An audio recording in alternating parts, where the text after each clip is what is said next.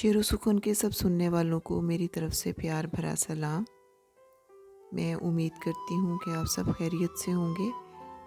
मैं बहुत दिनों से चाह रही थी कि अपने सब सब्सक्राइबर से बात करूँ और अपने दिल की बात भी आपसे शेयर करूँ। मैं उम्मीद करती हूँ कि आप आइंदा भी मेरी इस कोशिश को सराहेंगे।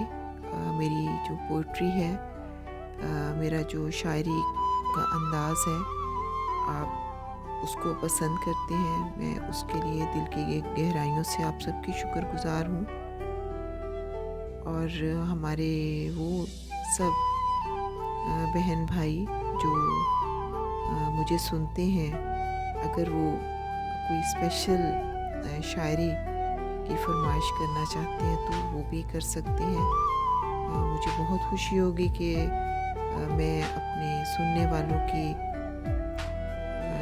आवाज़ बन सकूं और उनकी पसंदीदा शायरी पढ़ सकूं। मैं आपसे चाह रही थी बात करना कि मेरे इस चैनल को आप ज़रूर सपोर्ट करें, इसको शेयर करें और लाइक भी किया करें और अच्छे अच्छे कमेंट्स भी किया करें, क्योंकि आपके कमेंट्स जो हैं वो मुझे हौसला देंगे आगे बढ़ने का, कि मैं अपने काम को बेहतर कर सकूं।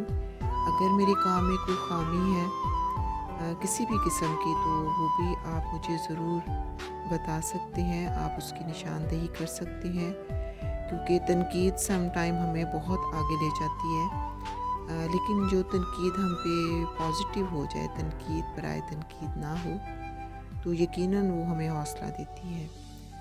मेरा इस चैनल को बनाने का मकसद ये था कि खुदा करे कि मेरा ये चैनल ग्रो करे, आगे बढ़े और ये मोनेटाइज हो, तो मैं इसकी 25% जो है इसकी आमदन जो है मैं उन गरीब बच्चों के लिए वक्फ़ करना चाहूँगी, ताकि हम अपने जो हमारी गुरबा के बच्चे हैं, हमारे गरीब बच्चे हैं, हम उनको तालीम की तरफ ला सकें और उनकी तालीमी ज़रूरियात को पूरा कर सकें।